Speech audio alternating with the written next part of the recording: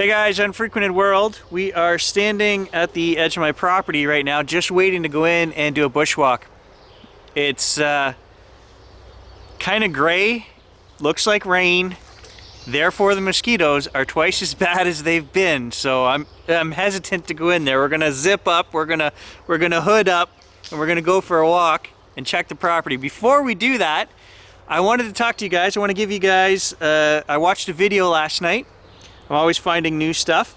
So this is a Sasquatch documentary. That one there.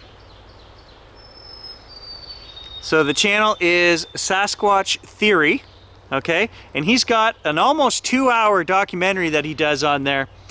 It's called the Sasquatch Theory Documentary 2021, The Current River. And then in brackets, The Killing Field.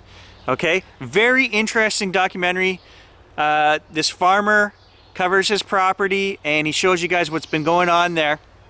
And I just want to talk about it for a minute. He's getting all kinds of wildlife there with broken necks. Deer, hogs, cattle. And he goes into detail about what's happening. And what I found fascinating about this documentary is that as he progresses, we start talking more about things like orbs. And there was a UFO sighting on the property. And again, we come back to this wooey, strange Bigfoot connection to UFO stuff. And they actually had a couple of these animals that had their private parts and whatever cut out with very sharp instrumentation. That, you know, there's all kinds of documentaries on YouTube that cover mutilation, I guess is what they talk about. So there's a bit of that in this documentary as well. Anyway, I found it fascinating. Check it out. To me, the guy seems very credible. He seems like a dozen farmers that I could mention from around here, right? Salt of the earth, just working class guy. Now, what I wish he had shown more of was the evidence that he talks about capturing, okay? He does show some pictures of the animals and that, but from the sounds of it, he had hundreds of hours of photos and videos and all this stuff, and they didn't really show a lot.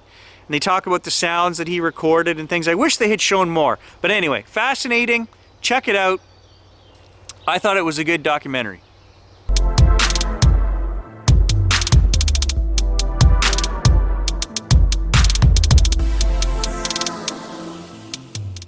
Alright guys, time for a little experiment. In a previous video, at the end of one of the trail cam videos, I showed you a strange clip, which is this rock face behind me here, and there was eye shine or something moving in the background. We haven't been able to come to an agreement on what it could be.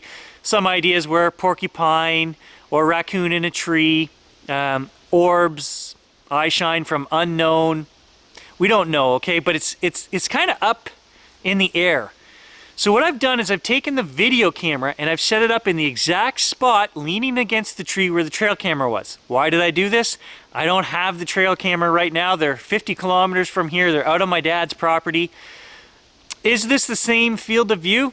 I'm not entirely sure, but it's pointed in the exact same direction and it is touching the spot on the tree because the marks are still there from where the trail camera was. So I'm gonna go up there and walk around. I'll put my arms above my head, which should be, you know, just over 7 feet. That'll give us an idea of how high this eye shine or whatever was, and we'll compare that video clip to me walking around, okay?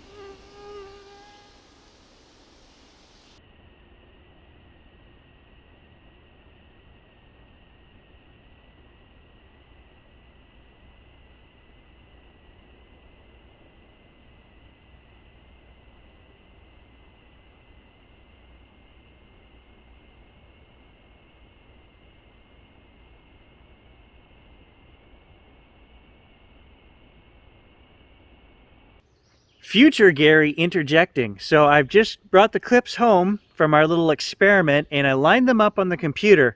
And the best way for me to do that was just to take the slice down the middle of the trail camera video and line the trees up together. All those vertical trees that we can just barely make out.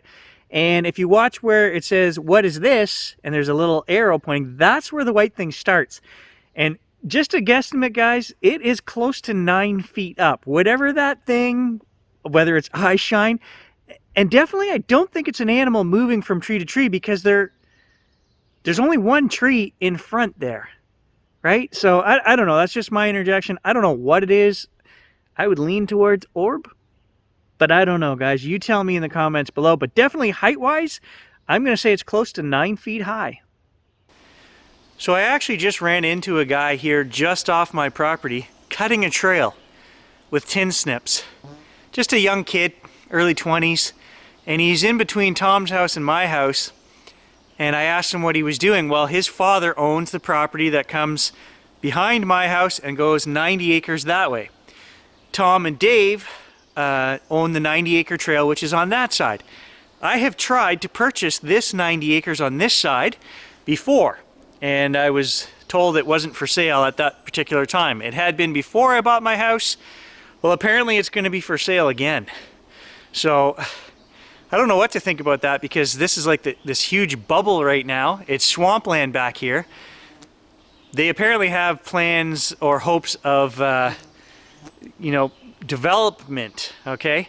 It's never going to happen. I work for the Conservation Authority. I know I've done environmental for the last 15 years.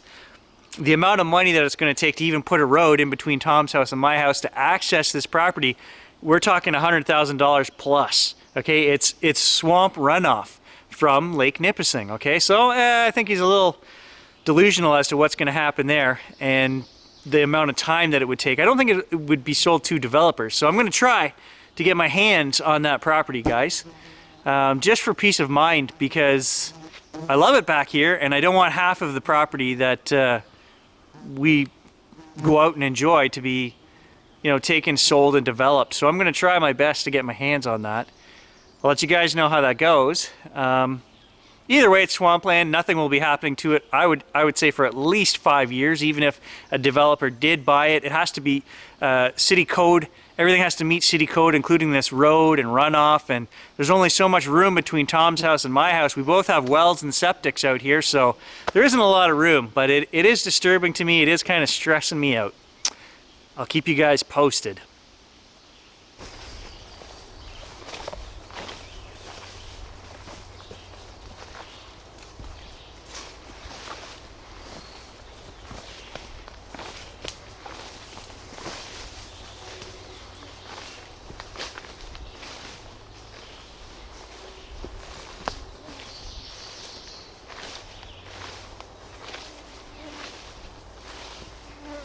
Look at the mosquitoes. I've literally been in here 2 minutes.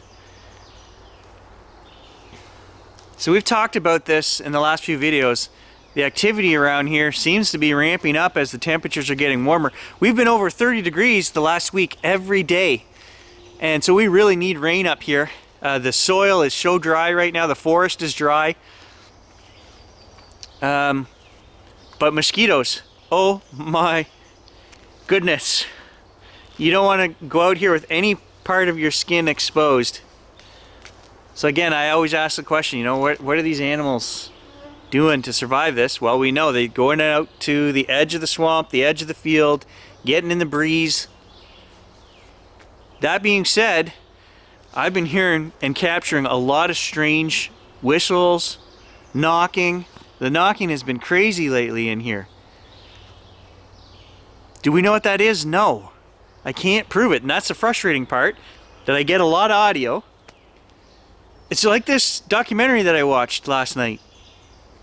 The deeper you go into this, the guy says the exact same thing that we've said on this channel. It's like going down the rabbit hole. You know, the other day, or in one of the last videos, I honestly heard something coming through the bush towards me. I was 100% sure we're going to capture a deer or a bear coming through the forest. It was loud, it was a big animal, and I didn't see anything. just never saw it. And I had been standing still in one spot. So whatever was coming through the bush, it didn't know I was there. I was quietly watching blue jays. Hadn't moved. Didn't have Gage with me that day either. So there was zero chance that these things, whatever were coming through the bush, whether it was deer or whatever, I find it very strange that if it was a deer that I didn't see this. I see deer coming through here all the time when I'm out here filming for you guys. And as soon as they know I'm there, tails go up and away they go. But this was weird. I heard it coming towards me, never saw it, turned the camera on, the noise, the crashing and banging through the bush stopped. I still couldn't see it. I'm kind of moving around, panning around with the camera, taking a couple steps. It started again, and I still couldn't pinpoint, and I still couldn't find this thing. So it's confusing to me. You know, is it just wildlife? I don't know. I can't explain that. All I can say with 100% certainty is there's a lot more action. Strange captures, knocks, howls, whistling. We've gotten all that stuff in the last 3 weeks. There go the jays kicking up again right now.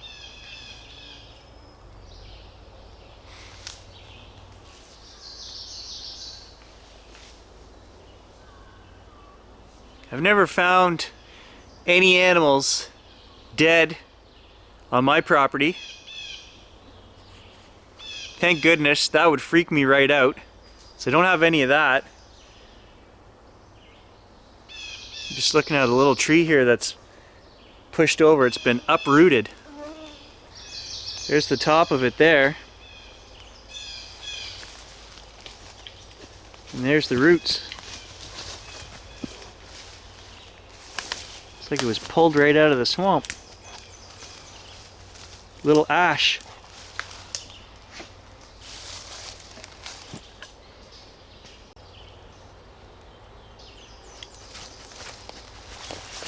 Give it a good sniff. You got anything?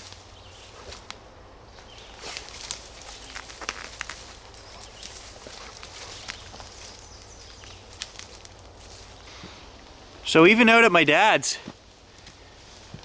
I don't know, we got some strange howling on the one trail camera the one night. I asked my dad, have you heard anything? He says no. But he knows that there's something out there because the dog's been going crazy at night, and he says it's moose. And we did get a moose on the trail camera, but moose don't howl like that, guys. And I listened to hundreds of trail camera clips. I know the audio sucks from the trail cameras, okay? They're built to capture sound from inside a waterproof box, okay? So what these companies do, Bushnell, Browning, they really amplify the sound. Now, 95% of the time, I can still recognize, you know, the birds, a dog barking in the distance, whatever it is. I've never heard howling like that in the background. There was definitely something, I mean, it was far off. Could it have been coyotes or something? I don't know, but there was something there howling.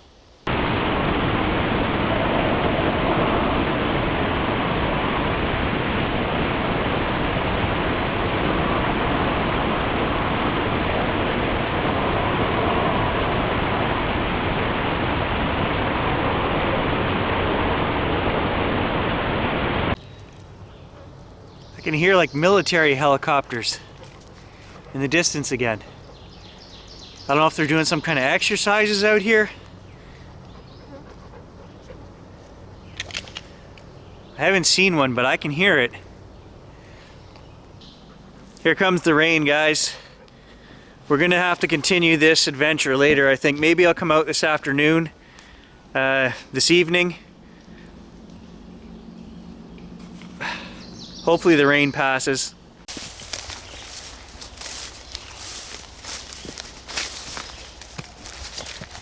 So as I'm fleeing back to the house here, let's just talk about that for a second. I'm trying to get out of the rain and the mosquitoes. It doesn't seem to be a nighttime thing around here. When we're capturing all these new noises, it's right in the middle of the day. Knocking at all times of the day and night. Whistling, the same thing. Obviously, I don't see any orbs during the daytime. I haven't seen any at night either, but I think that if we are diligent enough, we can capture orbs. I'm super interested in that, guys. We got one before, and I think we can get one again. We've had a few strange flashes of light. Fireflies, okay? Online, I saw this post in one of the UFO forums. Guy zoomed in and out on the stars, and the camera's focusing all funny, and then you see a firefly go across, lights up, fades out. 100% firefly, and they're all like, 100 thumbs up.